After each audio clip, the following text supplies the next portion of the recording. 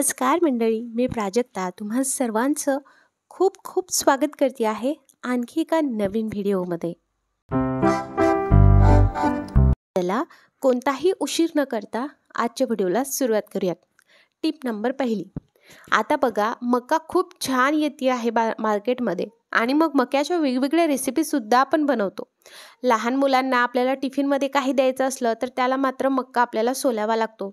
कधी कधी आपल्याला तशीच मका फ्राय करायची म्हटलं तरीही खूप टेस्टी लागते, पण सोलायचं म्हटलं तर जिवार येतं. मग अशा वेळेस एक एक त्याचा दाणा काढायचा म्हटला तर खूप वेळ लागतो.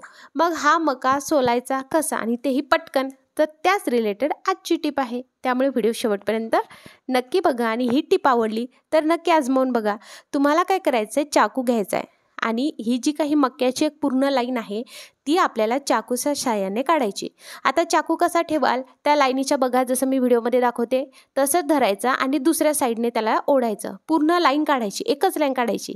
नंतर आपल्या अंगठ्याच्या साहाय्याने दुसऱ्या साईडला आपलं जे काही मका आहे त्याची पूर्ण लाईन खेचायची. असं केल्याने मकाचे जे आहेत अगदी इझिली निघतात, वाया जात नाही. मधुमक्का असेल तरीसुद्धा ती खूप छान पद्धतीने या टेक्निकने निघते. तुम्हाला जर हे समजलं नसेल तर माझा आवाज ऐकण्याच्या ऐवजी जर तुम्ही हा व्हिडिओ स्लो करून बघितलं तर तुम्हाला ही टिप नक्की लक्षात येईल. तुम्ही बघणार फक्त आपल्याला एक लाईन चाकूने काढायची आणि बाकी अगदी अंगठ्याने व्यवस्थितरित्या हे निघते. तर तुम्ही हे अगदी मी 2 मका तुमच्याकडे मकाचे कणीस दिसताय ना, तर मी हे मिनिटभरामध्ये ह्या दोन्हीही मकाचे कणीस सोललेले आहेत. एवढी छान ही पद्धत आहे, झटपटसुद्धा होते. आणि ऐन वेळेस जर तुम्ही कधी मका सोलूनसुद्धा ठेवला नसेल, टिफिनला पटकन द्यायचा असेल तर हे पटकनसुद्धा होतं. आणि बघता बघता तुम्ही बघू शकता दोन्ही कणीस अगदी मिनिटभराच्या आतमध्ये माझे सोलून तयार झालेले आहेत. तुम्ही असं जे आहे आदल्या दिवशी करून ठेवू शकता आणि अशा वेगवेगळ्या रेसिपीज तुम्ही नक्की ट्राय करू शकता. आणि अशा एअरटाईट कंटेनरमध्ये फ्रीजमध्ये ठेवलं तर याला काहीच होत नाही. सो ही टिप नक्की आजमावून बघा आणि मला खरंच कमेंटमध्ये सांगा की ही टिप तुम्हाला आवडली की नाही. नंतरची टिप बघूया. आपल्याला इकडे घ्यायची वाटी, छोटीशी प्लेट, काहीही तुम्ही घेतलं तरी चालेल. त्यामध्ये आपल्याला घालायचा आहे 1 चमचा बेकिंग सोडा. बेकिंग सोडा नसेल तुमच्याकडे तर इनो 1 चम्मच इकडे तुम्हाला घालायचा आहे. त्यानंतर यामध्ये आपल्याला घालायचं आहे व्हिक्स किंवा झेंडूबाम, जे तुमच्याकडे असेल ते घालू शकता. व्हिक्स घेतलं तरी अतिउत्तम रिझल्ट येतो. इकडे माझ्याकडे व्हिक्स नव्हतं म्हणून मी इकडे झेंडूबामचा वापर करत आहे.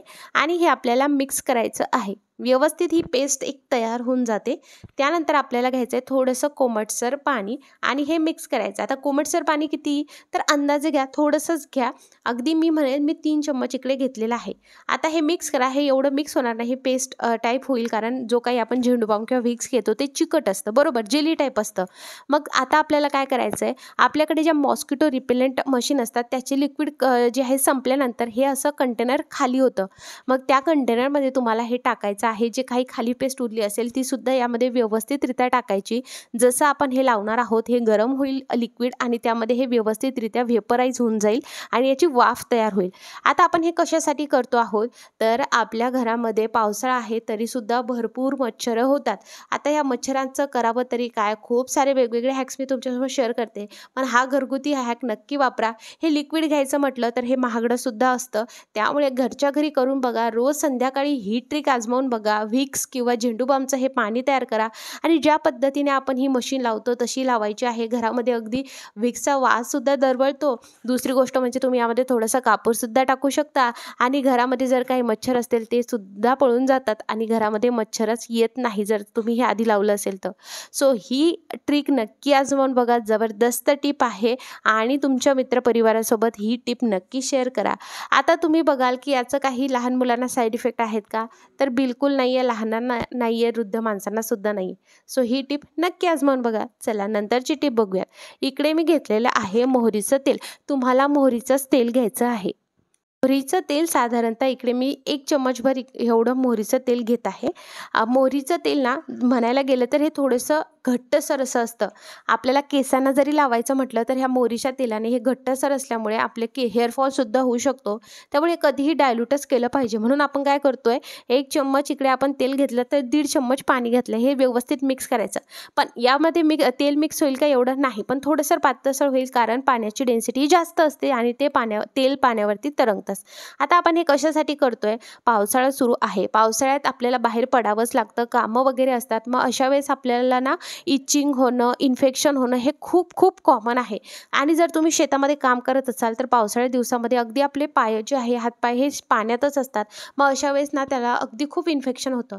सो जर तुम्ही हे शेतात किंवा बाहेर कामाला जाण्याच्या अगोदर जर अशा पद्धतीने तुमच्या हातापायाला याची लेयर लावली तर तुमचा डायरेक्टली पाण्यामध्ये सुद्धा कॉन्टॅक्ट आला तरी पण यावरती एक लेयर असल्यामुळे पाणी तुमच्या अंगावरती थांबणार नाही किंवा तुम्हाला कसलंही इन्फेक्शन होणार नाही. ही मोहरीच्या तेलाची ट्रिक नक्की आजमावून बघा. या पावसाळ्यामध्ये तुम्हाला खूप कामी येईल. तुमच्या सगळ्या मित्रपरिवारासोबत हे नक्की शेअर करा. नंतरची टिप बघूयात. बऱ्याचदा आपल्याकडे मलाई जमा असते तरी पण आपल्याला कधी जे आहे आळस येतो ते म्हणजे तूप आपल्याला अगदी साय फेटायची आणि मग तूप बनवायचं. मग काय करायचं आहे, डायरेक्टली फ्रीजमधून काढून रूम टेम्परेचरवरती ठेवायची. रूम टेम्परेचरवरती साय आली की एक हेवी बॉटम असलेलं कोणतंही भांडं घ्या आणि त्यामध्ये 2 लवंग टाकून हे अगदी मंद आचेवरती तुम्ही तूप बनवण्यासाठी ठेवा. भलेही तूप कमी बनेल पण आपली मेहनतसुद्धा वाचेल. कधी असा टेक्निक जरी वापरली तरी चालते. माझं काहीसं तसंच झालं होतं. सो तुम्ही बघू शकता तूप अगदी घरगुती आपलं साजूक तूप तयार झालेलं आहे. नंतरची टिप बघूयात. पावसाळा म्हटलं सतत पाऊस चालू आहे त्यामुळे आपल्या कपड्यांमधून कुंभटवास येतोच येतो. भलेही तुम्ही ते फॅनच्या खाली ठेवा सुकवण्यासाठी किंवा कसंही करा तरी कुंभटवास येतो. मग असा कुंभटवास किंवा त्यावरती जर ओलसरपणा असेल तर मग अशा वेळेस काय करावं? आणि स्पेशली आपल्याकडे लहान मुलं असेल तर त्यांना मात्र आपल्याला असे ओलसर कपडे तर नाही घालू शकत, इन्फेक्शन होण्याचे चान्स असतात. मग काय करायचं आहे, पावडर घ्यायचं आणि पावडर जे आहे तुम्हाला तुमच्या कपड्यावरती टाकायचं. जास्त टाकायचं नाही. हे काय होईल, जो कुंभटवास येत असेल तो येणार नाही आणि जर कपडे थोडे फार ओलसर असेल तर ते पूर्ण ओलसरपणा ते पावडर शोषून घेईल. सो ही ट्रिक नक्की आजमावून बघा. चला नंतरची टिप बघूयात.